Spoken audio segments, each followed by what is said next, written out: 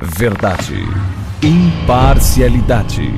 Começa agora o programa A Hora da Verdade. A apresentação Carlos Frederico Gomes.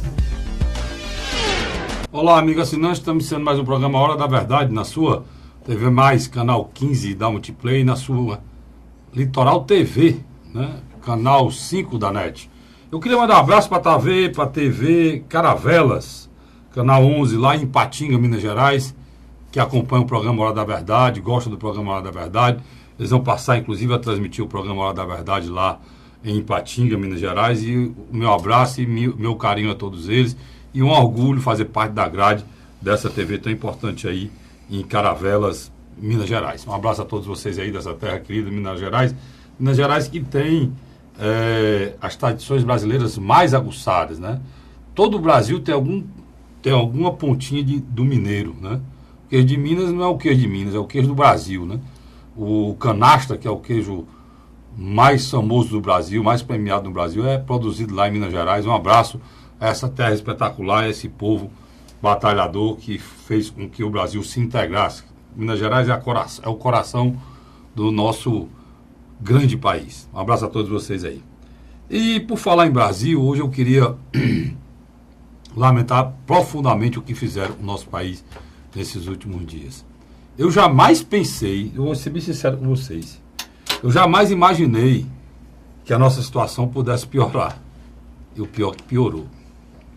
Eu jamais pensei que a gente poderia chegar num caos que a gente está vivendo hoje. E o pior que a gente chegou. Vamos só voltar um pouquinho atrás para entender o que eu estou querendo dizer. O que surgiu de ontem para hoje no Brasil foi que, além de qualquer história de greve de combustível, de preço de óleo diesel, está embutido uma questão política. Intervenção militar e queda do governo Temer.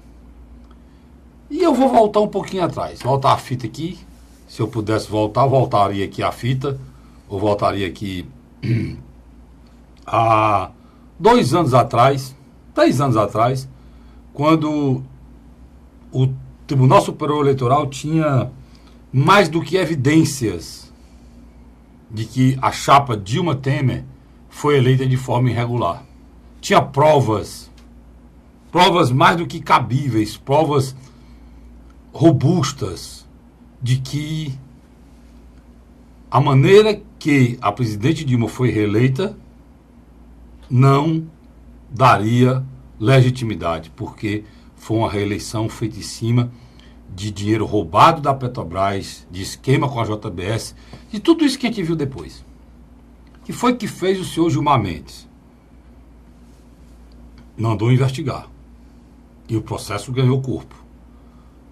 Depois daí, ele viu que o amigo dele podia ser presidente, que era o vice.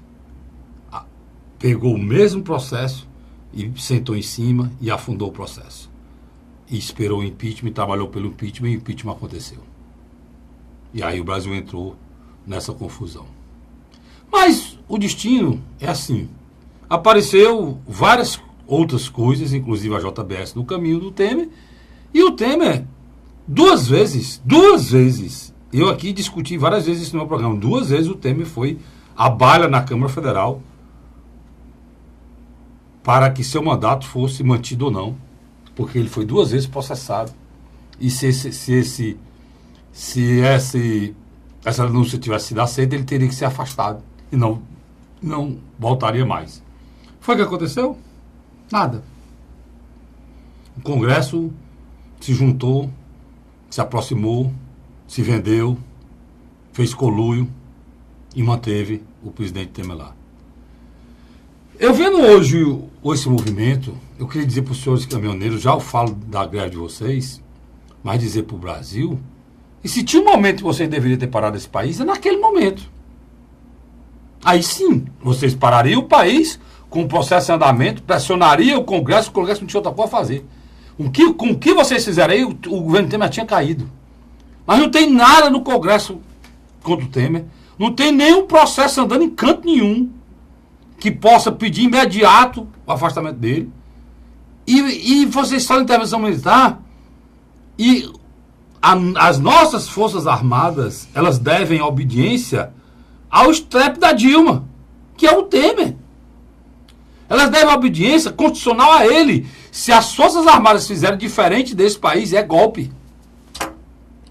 As Forças Armadas podem intervir se o presidente da República achar um motivo para que haja um estado de sítio ou intervenção. Fora disso, é golpe.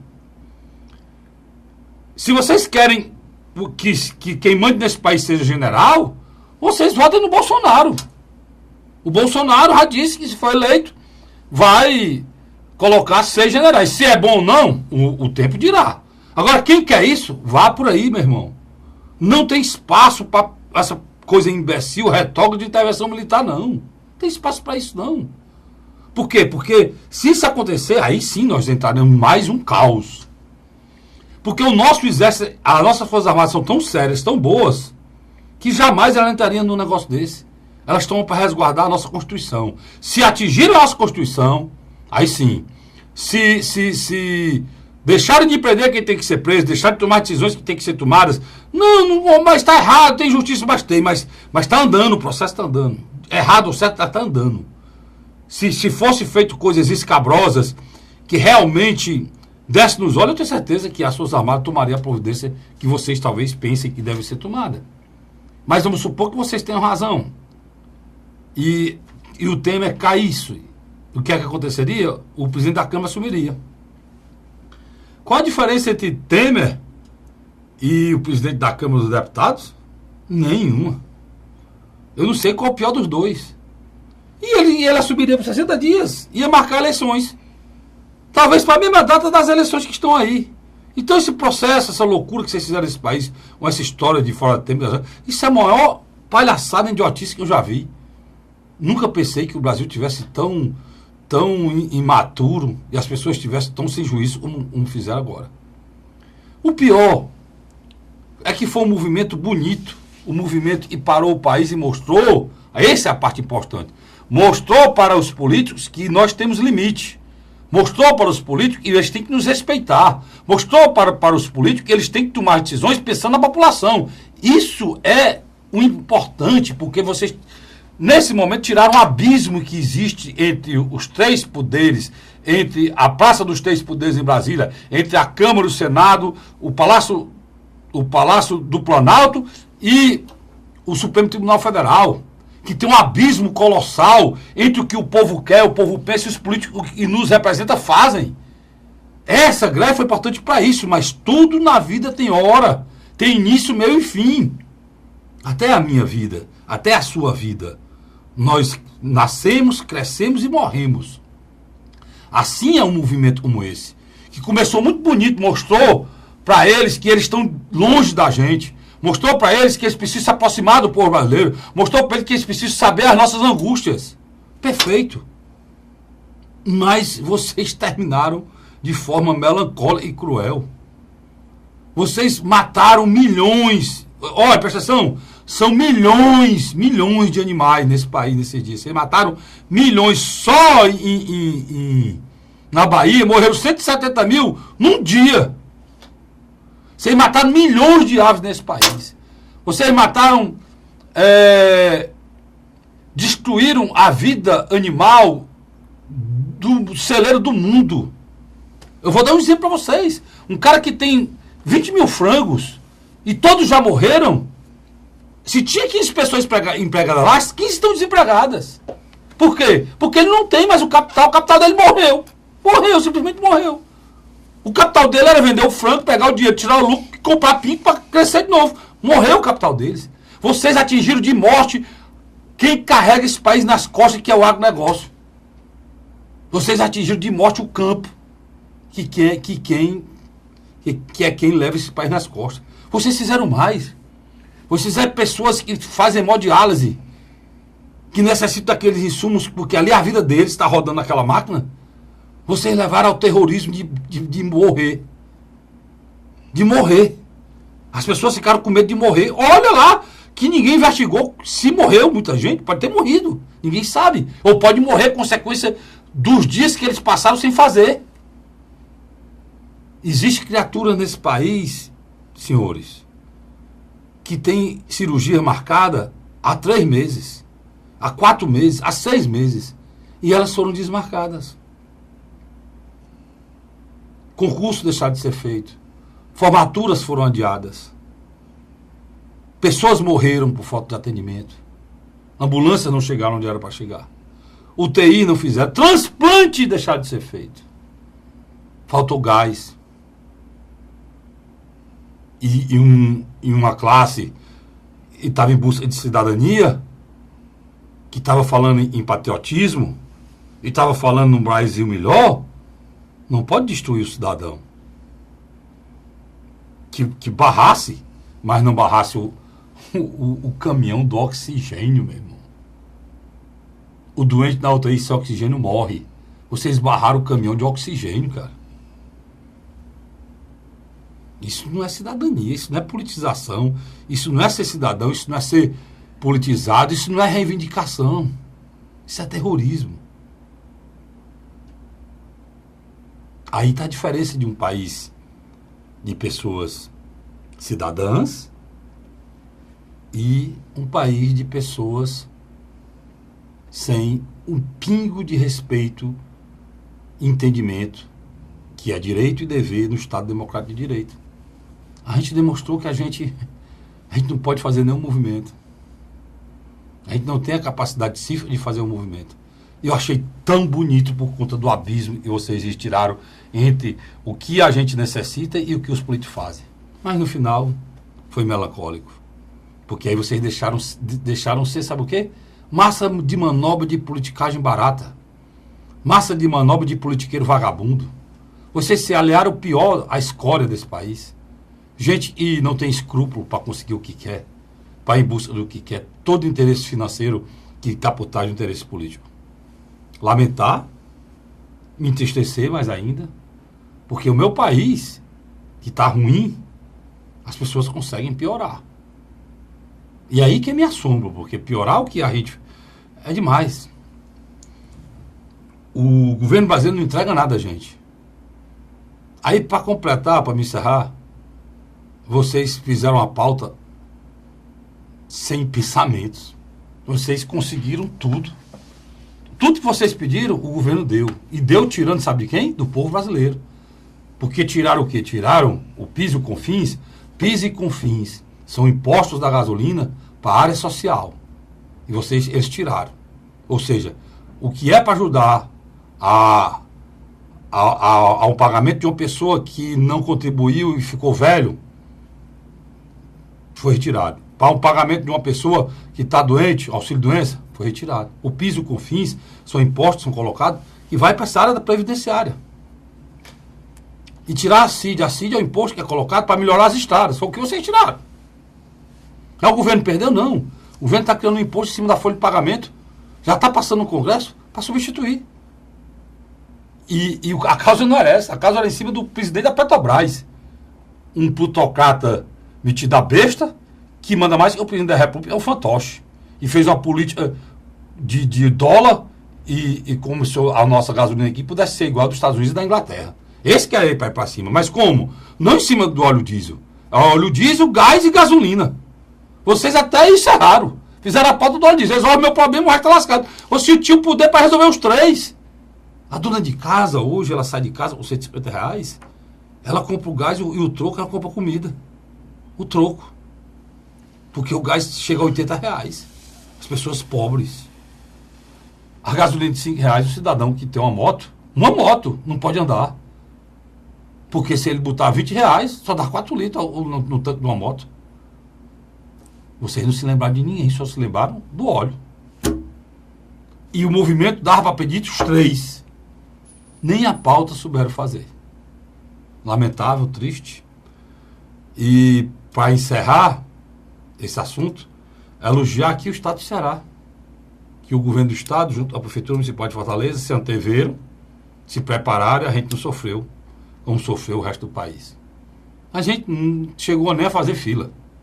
Por quê? Porque o governo do Estado e a Prefeitura fizeram o que os outros não tiveram coragem de fazer, se planejar para não prejudicar. E aqui se planejou mesmo. os ônibus não deixaram de rodar um dia, não faltou querosene no aeroporto, A CS ficaram livres. tudo funcionando, não a contento, mas da maneira melhor que tive. E foi lembrada no Brasil todo. E só a única capital que não tem problema de abastecimento foi Fortaleza. Não é isso, Luiz? A CS. Porque Bloquear as BR, nós tivemos problema no Juazeiro, tivemos problema nas outros estados, Luiz, mas Fortaleza... As estradas estaduais funcionaram plenamente. Mas Fortaleza, graças a Deus, nós não tivemos o caos dos outros estados aí. Não, eu estou dizendo, é interessante, pouco se discutiu isso, mas a nossa malha viária estadual, ela funciona muito bem. Não, funciona, eu estou dizendo. Mas os bloqueios foram feitos nas BRs, né? Exatamente. Eles bloquearam todas as BRs e não bloquearam a CE. Agora, o que levou a todo mundo ficar abismado foi que a rapidez com que os postos foram reabastecidos no Ceará. Sem dúvida. E não faltou nas áreas essenciais. A nossa polícia não deixou de rodar por falta de combustível, como aconteceu em São Paulo, como aconteceu no Rio de Janeiro, como aconteceu em Goiás. O SAMU não parou um dia. Os ônibus de Fortaleza não ficou um fora. Para você ter ideia, o Rio de Janeiro ficou rodando com 30% da frota. O São Paulo até agora está com 50% da frota. Goiás com 50% da frota. Teve estado que não rodou, foi ninguém. As aulas foram suspensas. Foi dado feriado de segunda-feira, foi sexta-feira, as universidades não funcionaram. Aqui não. Aqui houve um problema, mas o governo se antecipou. Primeiro, ele liberou a saída, né, lá ali no Mucuripe, do abastecimento. Ele liberou, ele conseguiu retirar os caminhões que estavam bloqueando e conseguiu liberar e naquele momento liberou o querosene, liberou o abastecimento da polícia, das ambulâncias e dos Sindiões. Mas como é que faz isso? É fácil? Não. Prefeito, governador, entre em contato antes com os Sindiões, pergunta qual é a quantidade de combustível que tem, avalia o que é que falta, e imediatamente a coisa se agrava, tem que mandar chegar lá.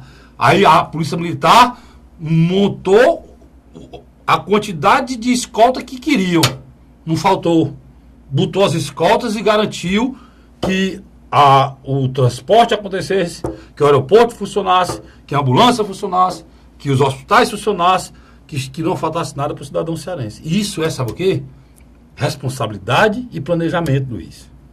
Que os outros estados não tiveram. E a gente tem que agradecer muito a Deus ter homens responsáveis na condução do nosso estado. Sem dúvida. Isso foi matéria do Jornal Nacional. Sem dúvida. E de todos os jornais. Só Fortaleza. Por quê? Porque planejaram para que isso não acontecesse. O movimento dos caminhoneiros, ele teve um apoio muito forte da população. Principalmente os pequenos e médios empresários, que se sentem prejudicados pelos altos impostos. Eles ouviram o canto da serena, viram. Mas na realidade o movimento não beneficiou a todo mundo, não. Não, beneficiou só a eles. Porque a gasolina que você está falando no caso das vans, no caso do mototáxi, no caso do taxista, o próprio gás de cozinha, isso ficou tudo fora. Não, o próprio gás e não tem diferença nenhuma para o caminhoneiro e para o taxista. Não tem diferença nenhuma do caminhoneiro para um cara que trabalha numa van. Qual é o grande... E é bom de colocar isso aqui para a gente discutir, Luiz. Qual é o grande problema hoje dos caminhoneiros? É o problema que tem com as vans. É o problema que tem com os táxis. Qual é? O governo, no tempo do Lula, no tempo da Dilma, financiaram, subsidiaram, baixaram o IPI dos carros e venderam caminhão demais. O Brasil crescia, de hora para outra encolheu, passou a crescer como rabo de cavalo para baixo, uma recessão, e o frete foi lá para baixo porque é muito caminhão e nem um frete. Por isso chegou essa crise. A mesma coisa tem o problema na van, a mesma coisa tem aquelas vans escolares, né, Luiz? Que foram, como o Luiz está dizendo, apoiados, né, Luiz? Certo. Apoiaram, mas não tiveram resultado. O movimento dos caminhoneiros, na realidade, é um movimento cívico-conservador. É um cidadão que não se sente nem um pouco assistido pelo Estado. Então, ele vê apenas o governo federal como também os governos estaduais e governos municipais, como arrecadadores de impostos, mas que passam muito pouco para eles. Você conhece alguma categoria nesse país assistida pelo governo federal? Sem dúvida, sem dúvida. Só que, Eu não conheço nenhum. Só que, quando eles começaram a manifestação, eles começaram a catalisar esse sentimento na população. Aí, qual foi o grande aliado deles? As redes sociais, e especificamente as redes sociais que apoiam Jair Messias Bolsonaro. Por esse motivo é que houve a entrevista do Bolsonaro, inclusive na Bandeirantes, porque pela tal da faixa da intervenção militar, né, Luiz? Estava em todos os caminhoneiros. É preciso que o telespectador compreendam. E nas redes sociais, o Jair Messias Bolsonaro montou um verdadeiro exército de militantes. Dentro desse grupo, existe um subgrupo que defende abertamente a intervenção federal ou intervenção militar. O que acontece nesse aspecto? Uma parte dessa militância continuou apoiando os caminhoneiros dentro das suas páginas sociais. Mas uma outra parte, esses que são a favor da intervenção militar, não só apoiaram nas redes sociais, como foram para as ruas, levando comida, participando dos piquetes. Não só eles, né, Luiz? Dono de casa, dono de restaurante. Sem dúvida. Porque é o que eu disse aqui no início, só corroborando o seu raciocínio. Eles provaram que... Mas eles são coesos. Pois é, o que eu estou querendo dizer. Os caminhoneiros provaram, os caminhoneiros, eles fizeram uma coisa que o brasileiro comum, todo brasileiro, tinha vontade de fazer. Mostrar para eles, olha, cara, vocês não podem fazer isso com a gente, não. Vocês não podem abusar da paciência da gente, não. Vocês têm que nos respeitar. Isso foi o recado dado pelos caminhoneiros. Por esse motivo, que mesmo a população sofrendo, ela deu apoio. Mas eles não tiveram a capacidade e o feeling de entender que do jeito que eles mandaram o recado que o governo passou do limite, eles que mandaram a mensagem e foram porta-voz do povo, eram representantes do povo naquele momento, os caminhoneiros, não poderiam passar do limite. Mas tem um diferencial. E eles passaram do limite. Mas tem um diferencial aqui que precisa se levar, colocar nessa mesa de debate. Em 2013, quem foi para a rua foi a classe média. Que usou até o chavão, queremos padrão FIFA no serviço público.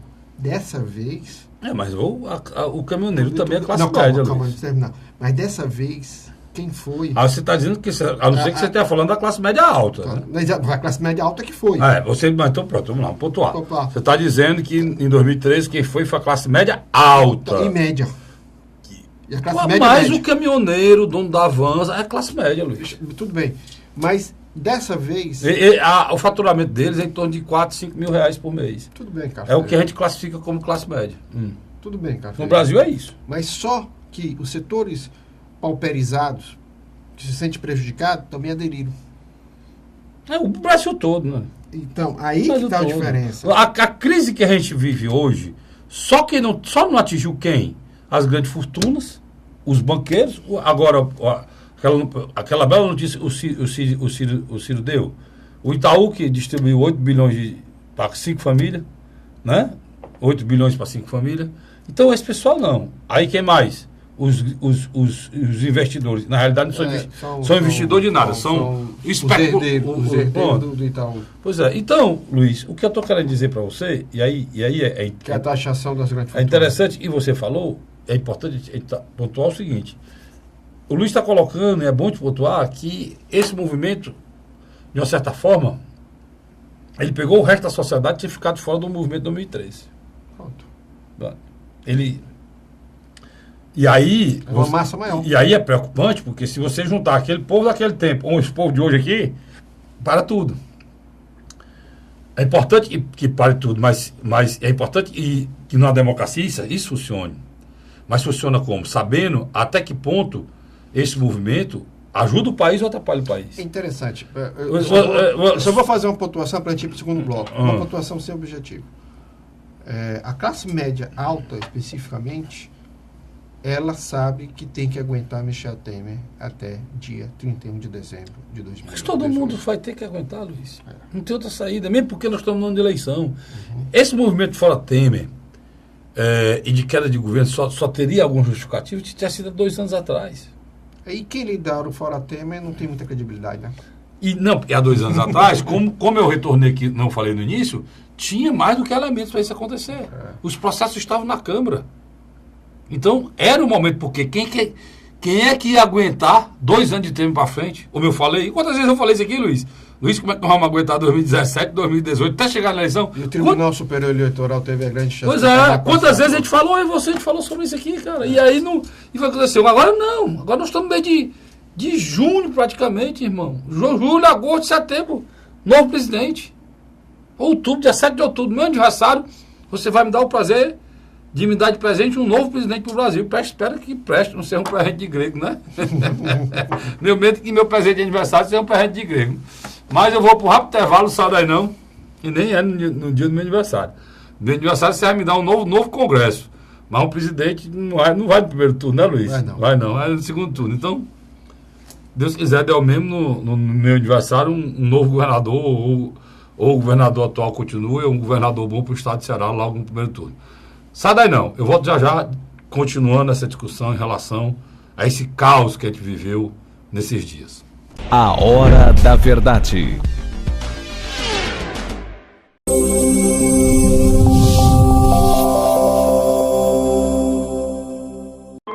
A Assembleia Legislativa começou a campanha Ceará Sem Drogas. A discussão vai ser levada para todo o estado, prevenindo a população e buscando soluções para resolver o problema. Participe da campanha. Juntos ficamos mais fortes para combater essa verdadeira tragédia que destrói famílias, futuro e muitas vezes a própria vida. Ceará Sem Drogas, uma luta de todos nós. Assembleia Legislativa do Estado do Ceará. José de Arimanteia, Uruoca. Acordo 8 horas, 9 horas, aí carrego o carro e vou lá pegar água. Aí sai distribuindo os comércios. Estrada dessa, para gosto de você andar. Você não gasta pneu, tem economia no bolso e anda rápido. Sertanejo pega uma estrada boa, fica feliz, fica contente. Assim como o trecho que liga Uruoca a Martinópole, o governo do Ceará está fazendo mais de 1.000 quilômetros de estradas mais importantes da vida de muita gente. Governo do Ceará.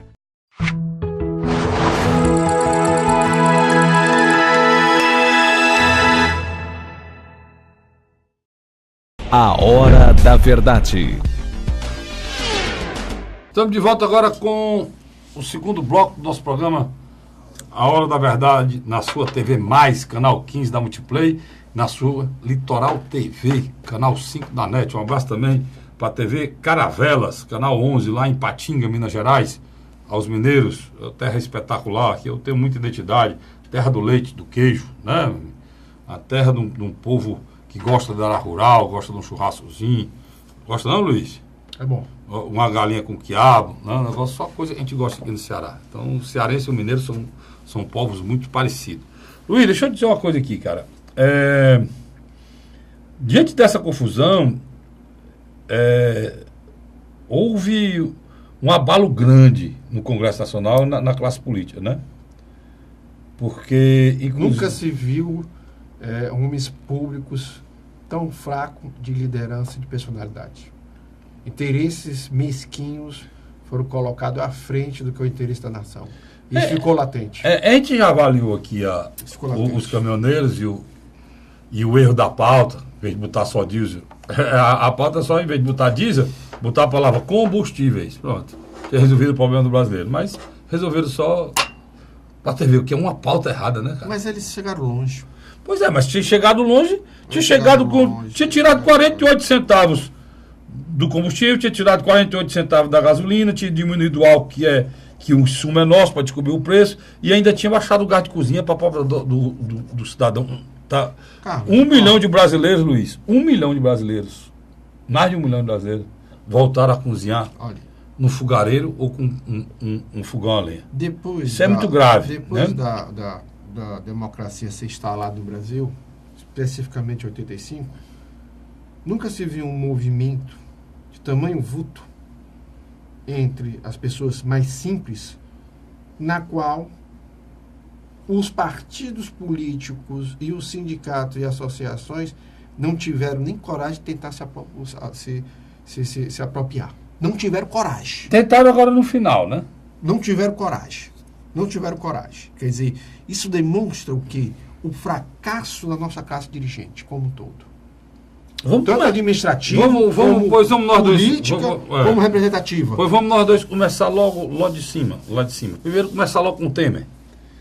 O Temer... Faça um favor para mim. Pois não. Coloque Temer, Rodrigo Maia e Eunício de Oliveira. Pronto, eu vou começar com o Temer no Executivo e o Legislativo. E o Legislativo e o Judiciário. Pronto, eu vou começar com o Temer. O Temer foi um verdadeiro desastre no início. Foi o que ele fez. Ele entregou a negociação a 2 quadrilheiros. Eliseu Padilha.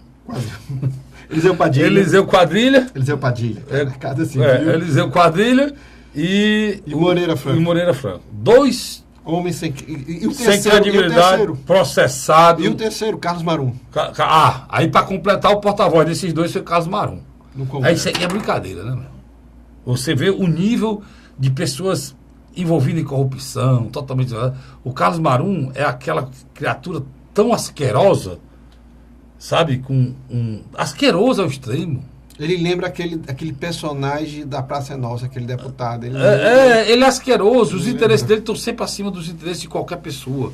Dele, do Temer, dele. Então pronto. Depois que ele viu que não era brincadeira, que ele ignorou a greve, foi para o Rio de Janeiro para entregar carro. Sem ter gasolina no país, foi para o Rio de Janeiro entregar carro. Depois foi para Minas Gerais. E aí ele foi entender o tamanho da greve. Aí foi que ele passou a sexta, o sábado, domingo, na frente do processo para tentar resolver. Pronto.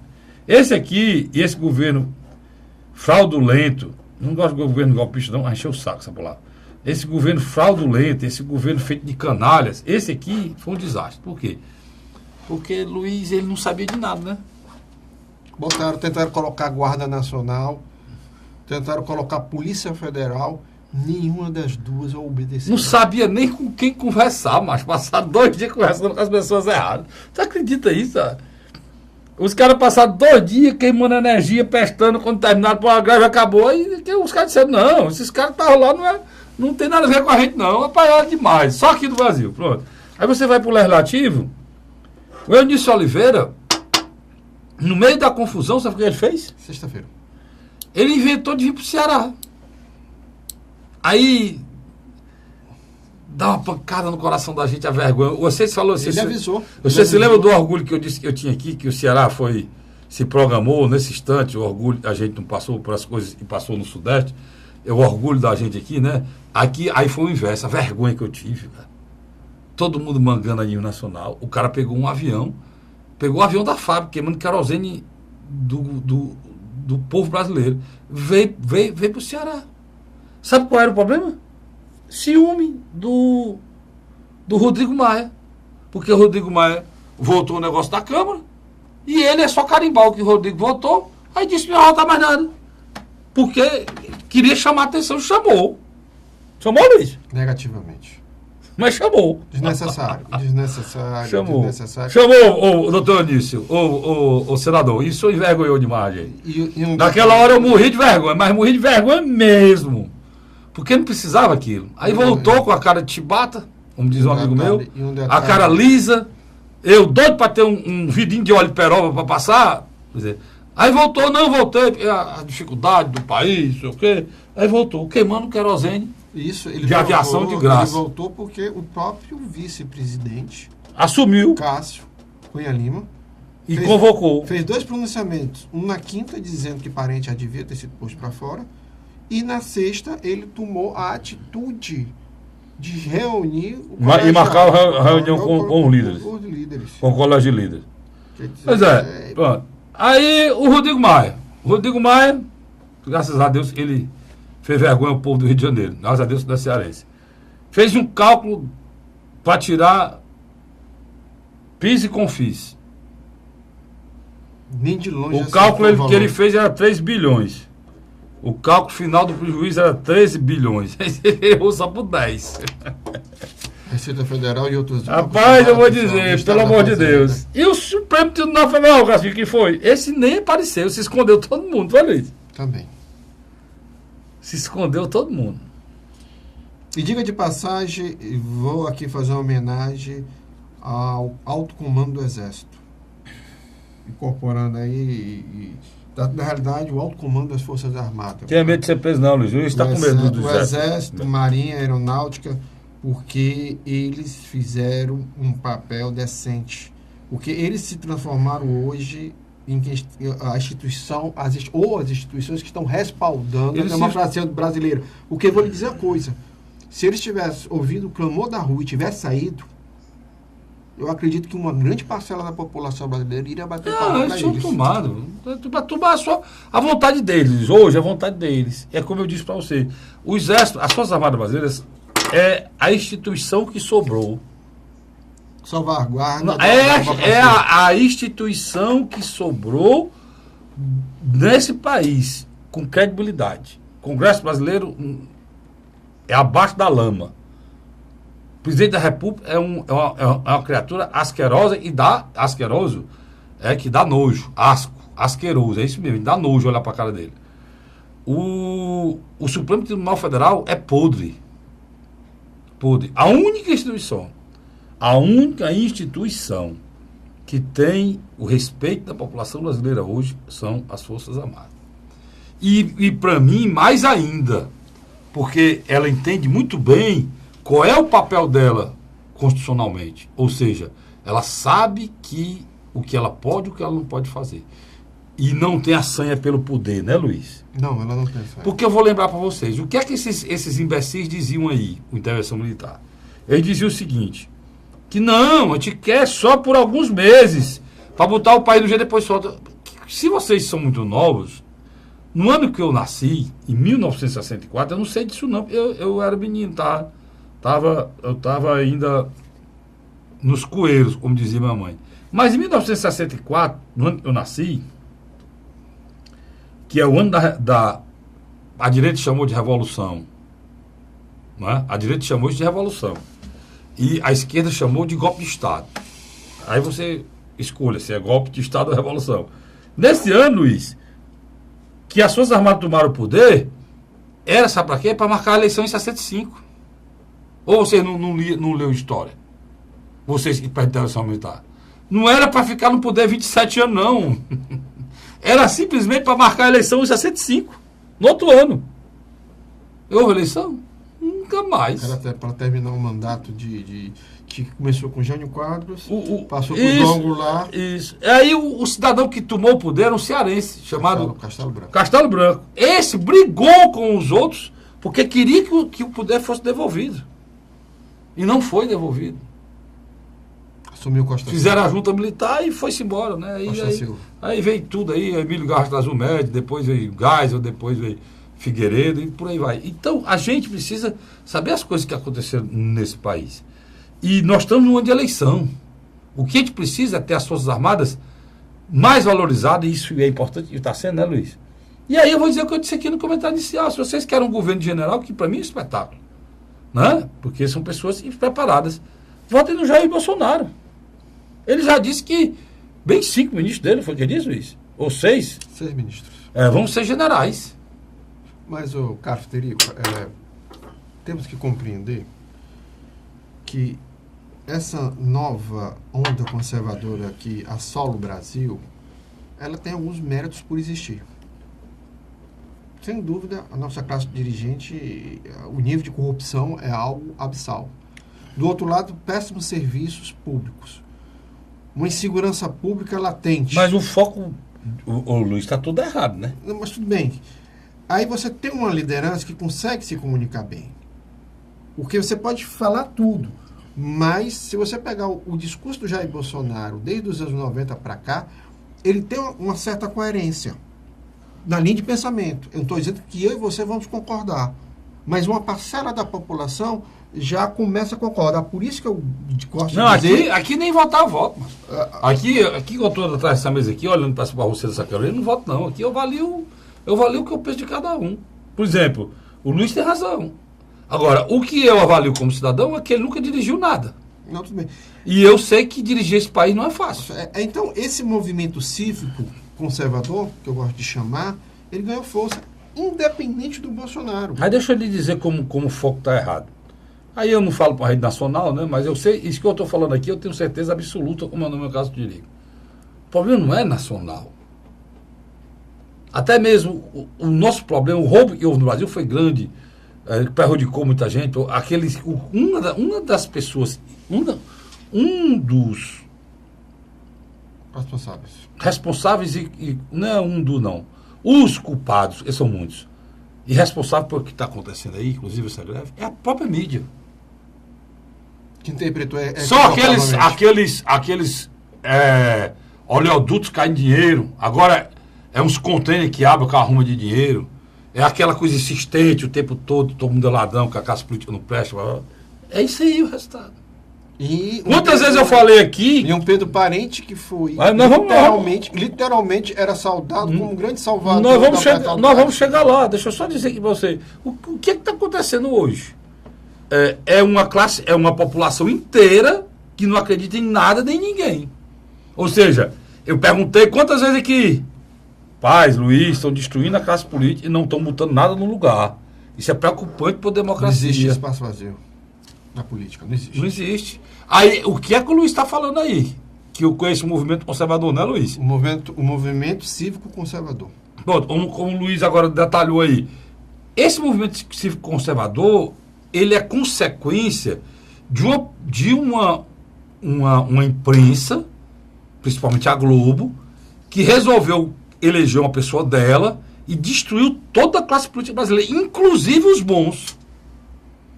Porque não tem um cidadão que tenha mandato nesse país hoje que consiga entrar num restaurante e a pessoa descobrir que ele tem um mandato, que ele não seja insultado, Luiz. É insultado.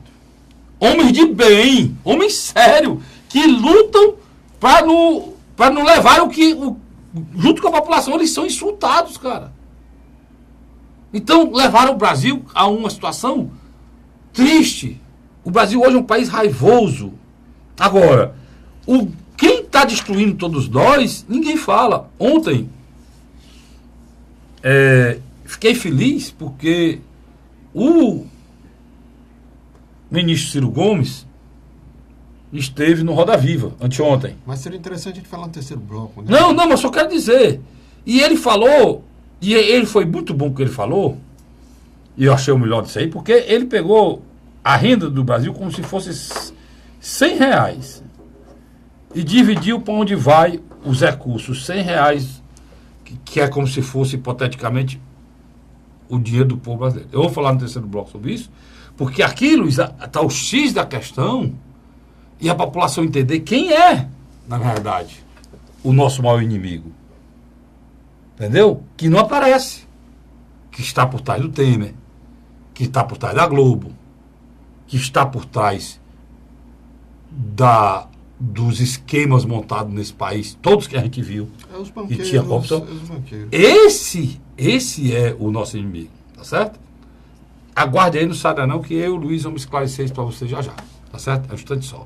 A Hora da Verdade.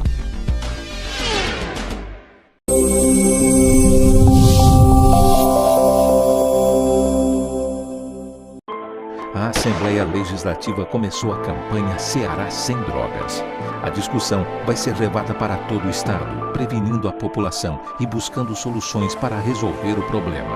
Participe da campanha. Juntos ficamos mais fortes para combater essa verdadeira tragédia que destrói famílias, futuro e muitas vezes a própria vida. Ceará Sem Drogas, uma luta de todos nós. Assembleia Legislativa do Estado do Ceará. José de Arimanteia, Uruoca. Acordo 8 horas, 9 horas, aí carrego o carro e vou lá pegar água. Aí sai distribuindo os comércios.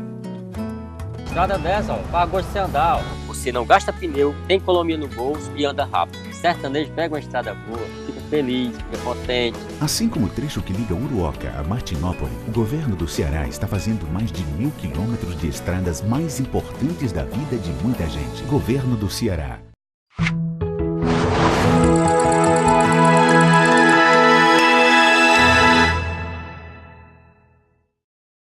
A Hora da Verdade. Estamos de volta com o terceiro e último bloco do programa A Hora da Verdade, na sua TV+, canal 15 da Multiplay, e na sua TV, ou melhor, Litoral TV. canal 5 da NET, tá bom? Eu deixei pro bloco final aqui pra gente falar da entrevista do Ciro, que ele também falou da questão dos caminhoneiros. Mas antes disso aí, e falou uma coisa muito certa. Ele disse o seguinte: o problema não é negócio de PIS, CONFINS, nada disso não. Como eu disse, o PIS, CONFINS, o imposto está lá, é um imposto necessário justamente para ajudar a Previdência Social. O problema, mas o que é que aconteceu? Esse imposto estava livre da gasolina. O Temer pegou e dobrou ele. O governo arrecadava, era 4 bilhões, um PIS e CONFINS nos combustíveis, passou a arrecadar 9. Esse ano ele arrecadou 9, em 6 meses. Então, o governo dobrou. Agora, além disso, do governo dobrar o imposto, Luiz, o governo ainda botou uma política de reajuste na Petrobras, a coisa mais escandalosa, mais perversa, mais fora de noção do mundo. Vamos supor, Luiz, e a crise continue lá no Irã, e o dólar vá para R$8. Eles vão pegar o combustível e subir a compra do dólar, como eles estão fazendo, e o barril vai para R$250, como eles vão continuar subindo a Petrobras? Para quem comprar? Quem é que vai comprar nesse país pobre aqui? Porque se um dólar vale R$3,70 hoje, e um dólar passar para R$8, a gente vai continuar com o dinheiro da gente.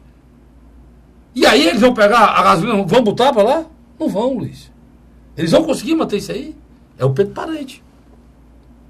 E o Pedro Parente foi ministro Fernando Henrique. Eu sou doido para perguntar ao senador Tasso se ele concorda com a política de preço do lado do Pedro Parente. Ele é senador, né? E está sendo discutido lá. Ele é o presidente da comissão. Ele é o presidente da principal comissão lá de assuntos econômicos lá da coisa. Eu queria saber o pensamento do senador Tasso, se ele concorda com essa política da Petrobras. De negar ao povo brasileiro o direito de cozinhar. Mesmo sendo o feijãozinho dele lá. Porque é o que estão negando. Aí essas mesmas pessoas falam acabar a miséria. E quer que o cidadão vote para o tempo da lenha, Luiz. Né? Então, eu hoje, cara, estou horrorizado. Porque tem gente defendendo essa política aqui. A gente ficou de dois extremos, Luiz. O extremo do Lula e da Dilma, que praticamente congelaram 4 anos, foi? Literalmente seguraram com alguns subsídios, né? Não, seguraram coisa imoral que fizeram, não pode fazer, que quebraram a Petrobras. E o outro lado aqui louco... É que você quer usar o termo que eu uso muito, populismo econômico. Pois é, usaram aqui um intervencionismo, né? Fizeram o Estado intervendo na economia. E aqui é ao contrário. Aqui é ao contrário. Aqui fizeram ao inverso. Entregaram, eles querem botar a Petrobras, eles querem botar o negócio, o dinheiro, a empresa acima do povo brasileiro. Quer dizer, nós temos que procurar um negócio aqui no meio, pessoal. Mas só que nas pontas não dá, não. Só que ambos aí, um usava como um processo de se locupletar, as grandes empreiteiras e o governo federal liderado por Lula e Dilma. Além, eles bloqueavam, agradavam o povo e usavam a Petrobras para encher os bolsos, para montar esquema, para se locupletar, para se manter no poder, né, Luiz? O Pedro Parente é um outro tipo de política nefasta. Qual é? Ele tenta agradar o capital internacional, aos banqueiros internacionais que investe aqui, mas investe $1 para ganhar 10, 15. Não é investimento, né, Luiz? É especulação. Especulação, pronto. Não é investimento. Investimento é você pega R$1 aqui, monta uma indústria para fazer crescer. Pronto. Pois o Luiz foi perfeito. Um aqui montou o esquema, ficaram ricos e se perpetuaram no poder. 15 anos no poder. O outro aqui pegou o que é nosso e está entregando ao estrangeiro. É a nossa situação hoje. Esse é o inimigo. E é o mesmo governo. É o mesmo governo. As pessoas têm uma mania. A presidente, melhor falando, a presidenta, né? Fez o esquema e montou para se locupletar e se manter no poder. E o vice-presidente, que é o step da presidenta, montou o esquema para entregar para o estrangeiro. Só um pequeno adentro. Pois não. Dilma Rousseff, em 2003, não era da Casa Civil, não. Qual era o ministério dela? Minas e Energia. É esse aqui, da Petrobras. Mesmo do Moreira Franco hoje, né? Exatamente. Quem é o amigão do Michel Temer? É o Moreira Franco. Quem era a amigona do Lula? Dilma Rousseff. Dilma Rousseff. Pois vamos aqui. O Ciro lá falou exatamente dessa política nefasta da Petrobras. E todo mundo que tem juízo fala. O Cássio Cunha Lima, do PSDB, como o Luiz falou no segundo bloco, e ele foi pra cima e pediu a cabeça do Pedro Parente. Esse bonitão que tá acima do presidente da República. Por quê? Porque o presidente da República é um mero fantoche, marionete, mandado por esses grandes investidores. Por que diabo é isso, Cássio? Quem são esses caras? Cara, de R$100 que se recolhe de imposto no Brasil. Ontem o Ciro foi preciso isso aqui, ó, já, porque foi a primeira pessoa que eu ouvi falar sobre isso, né, Luiz? E os outros não falam. Mas eu acho que ele se fadou a não ganhar a eleição com essa atitude dele.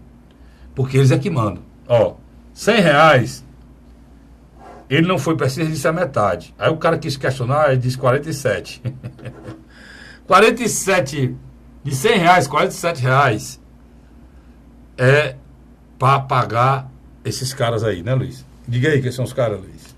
O mercado financeiro internacional. Os investidores, os bilionários cearenses, os bilionários carioca, os bilionários gaúchos, os bilionários, Os não é bilionário, verdadeiros não. agiotas. Pronto, os agiotas. Metade do que se arrecada, dos R$100, então ele pegou a história de R$100 para você entender, né? Pronto. Então o Brasil ficou com quanto para rejeitar tudo? 50. Dos 50, R$28. 28 reais é da Previdência. E nessa conta da Previdência, ele teve a coragem de dizer, tem muita gente que come esse bode sentado lá em cima olhando para a gente, mangando da gente. Quem é? São os juízes, os embargadores, esses caras que têm aposentadoria lá em cima, e o Estado está no meio dessa conta aqui, dos 28%. Sobrou quanto? 22. Esses R$22 é para quê? Educação, saúde, cultura, segurança, transporte, tudo. Como é que um país arrecada 100, aí vem investimento, estrada, hospital para fazer. Como é que um país arrecada 100 e soma só 22? Foi o que o Ciro colocou claro. Ou você quebra isso aqui, ou acabou. Tudo que você prometer é mentira, não vai poder fazer nada. Ele falou da criação de novos impostos mais ligado às grandes fortunas. Falou também de arrecadar melhor. Quem sabe, o Mauro Filho sabe arrecadar muito bem, que é a mágica do Ceará. O Mauro Filho estava lá, né? Estava lá. Estava o Mauro Filho, estava a noiva dele atual lá, não esqueci o nome, e estava o Mauro Filho e estava o outro economista também, que estava. Ele apresentou lá os três. Na grande realidade, se você permitir, existe um tripé muito importante nesse momento ao redor de Ciro Gomes. O próprio. Do outro lado, você tem um articulador que saiu das sombras e está atuando abertamente, que não é mais a direção nacional do PDT, não é, que é o ex-governador Cid Gomes. E do outro lado, você tem o ex-secretário, ex-deputado estadual, Mauro Filho, que está tomando a frente, conversando com o mercado financeiro e com os principais industriais brasileiros e comerciantes. Isso é importante. Então, esse tripé está se formando e ele é muito pouco falado, tanto na mídia local como na mídia nacional.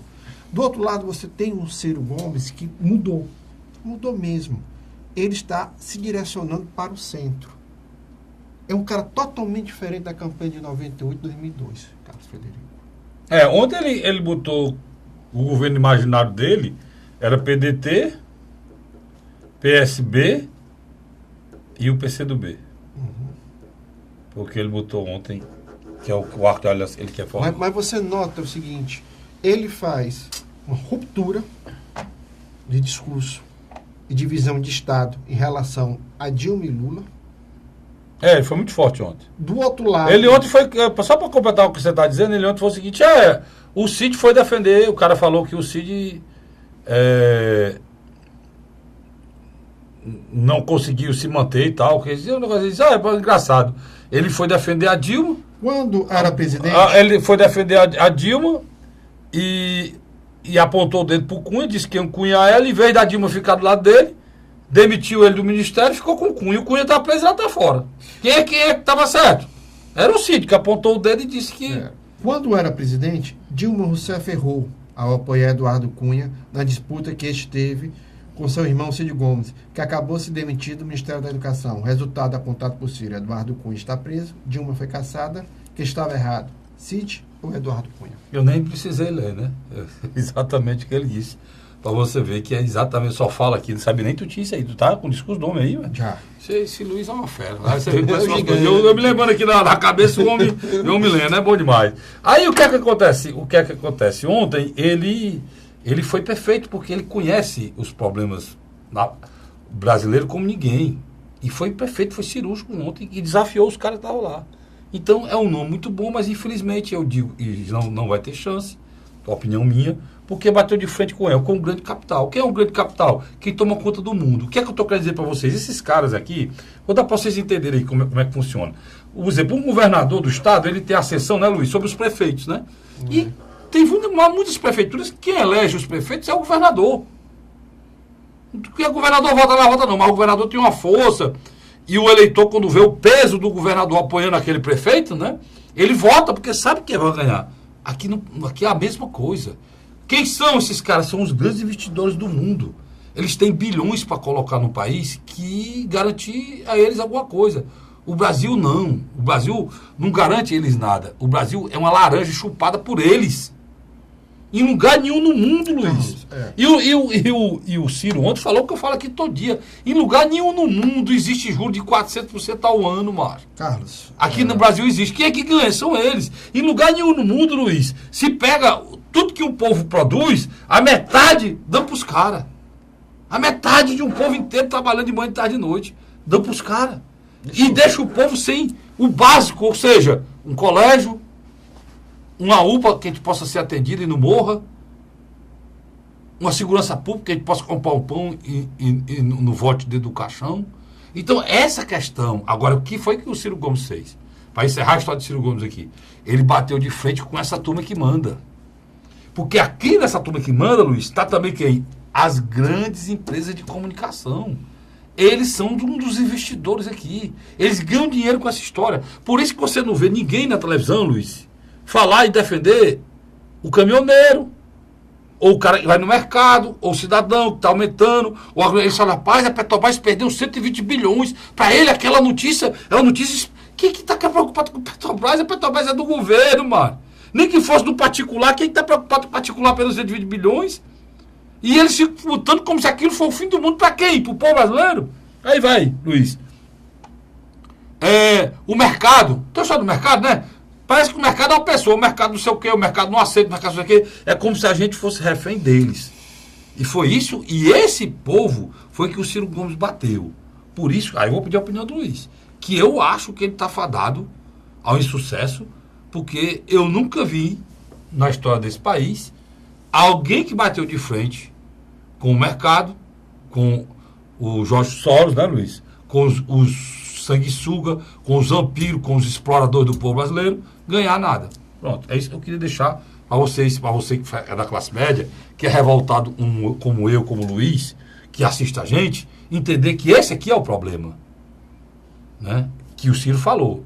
Eu vou esperar se os outros falam, né, Luiz? Mas parece que não falam, não. A Marina mesmo decepcionou que não falou. O presidenciável Ciro Gomes, ele descobriu que precisava criar um contraponto a Jair Messias Bolsonaro. Ele não ia entrar na discussão da segurança pública, que não é o forte de Ciro Gomes. Mas sabia que, a partir do momento que ele for para o confronto de ideias na área econômica, e o Ciro tem experiência, é isso que você falou no primeiro bloco, o Ciro foi ex-prefeito de Fortaleza, ex-governador, ministro da Fazenda, ex-ministro, né? Duas vezes. Ministro da Fazenda e ministro da Integração Nacional.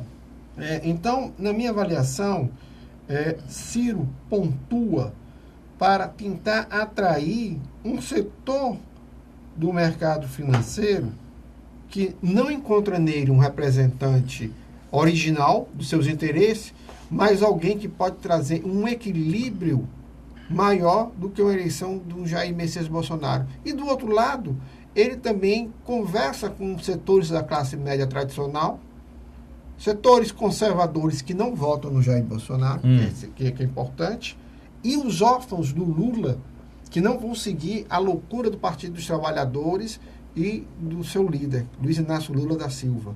Então, eu acho que se essa polarização verbal acontecer nos próximos dias, talvez a gente assista essas duas candidaturas caminhando a um segundo turno. Seria bom porque tem alguém que vai enfrentar essa plutocracia, né? E só para encerrar... E essa história de plutocrata, para você... que foi e o Ciro está agora botando agora para o cidadão, mas é bom dizer o que são as pessoas que botam o dinheiro acima de tudo. São as pessoas que acham por ter dinheiro, elas têm o direito de usar o dinheiro e ser prioridade no país. E aí é quem toma conta desse país aqui, cara. É preciso que a gente saiba disso. Não é a classe média, não. E ninguém cobra nada desses caras. Olha, eu vou dar o Ciro falou uma coisa certa, cara. Se você ganha um dinheirinho, se você ganhar na loto hoje, o governo vai e toma lá uma parcela da fonte. Esses caras ganham bilhões e ninguém paga um tostão a ninguém, Luiz.